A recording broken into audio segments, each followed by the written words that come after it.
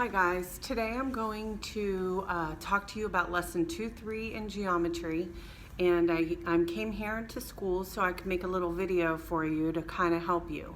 I'm going to look at the vocabulary worksheet for 2-3 and the reteaching worksheet for 22-3. I'm going to kind of talk about a few things. I may not go in exact order. I'm going to teach this as if you were here in class. Now, this will help you complete your worksheets, and it should also help you complete the independent book work and some of the independent worksheets in the quiz also. Keep in mind we're going to be starting to have May work come up, and I need you to make sure you get your March and April work turned in. Some of you haven't even received the March work, so I'm getting a little concerned. I'm not receiving emails, too many emails. Therefore, I feel like if you had a question, I would have received an email or something of that nature. So if you have questions, please get with me, email me, and if you don't, then let's get the work in so we can move forward to May, especially for the seniors. You need that graduation credit. Okay, I'm going to get started on the vocab.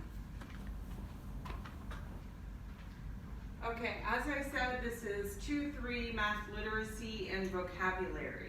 Now here at the top, you have an illustration here. When you think about the triangle sum theorem, what does that mean? That means that the three angles of a triangle equal 180 degrees. Well, here they're focusing a little bit more on find the value of x and find the value of y. So some of you may remember that there are certain rules that you follow in order to do this. However, knowing that the three angles of a triangle add up to be 180 degrees does help you. I'm going to start at the x because x comes before y in the alphabet. So if you look at this exterior angle, meaning it's on the exterior of this triangle, to do that, the rule says that's called the exterior triangle angle theorem. The rule says that you add the two remote interior. What does that mean? That means straight across, this one plus this one will equal this exterior angle. Therefore, if you look right here, x plus 34 equals 112. X plus 34 equals 112. What is this? Well, this minus 34 is where they're subtracting the 34 on each side because they're solving an equation. Therefore, 112 minus 34, these will cancel out over here, leaving x by itself, and 112 minus 34 is 78. So this x up here is 78 degrees. Now, to find y, you can do a couple things. What I normally do is I keep in mind that this here is a half circle. It's also two angles that form a straight angle. Those equal 180 degrees. So if you look down at the fourth box, it says y plus 78 is 180.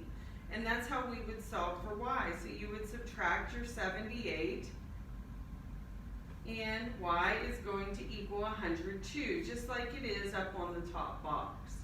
Okay? Now, that's how you solve for those. Let's look at the bottom. It wants you to think and write. And I'm going to just go through, and you're going to write these as I explain to you.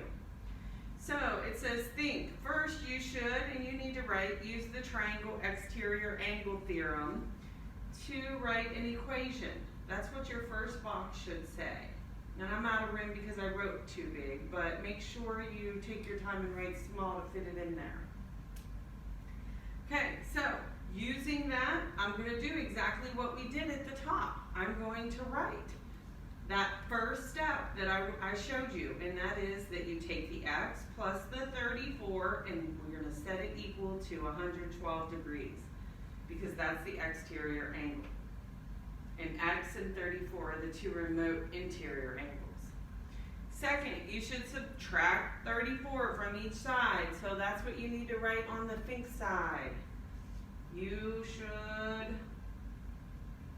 should's already written. Subtract 34 from each side. So over here, I had my original equation, x plus 34 equals 112. To solve for x, I subtract the 34 from both sides. So I'm left with x equals 78. So now I have the measurement for x there. Third, you need to write an equation for the angles that form a linear pair. Write an equation for the angles that form a linear pair.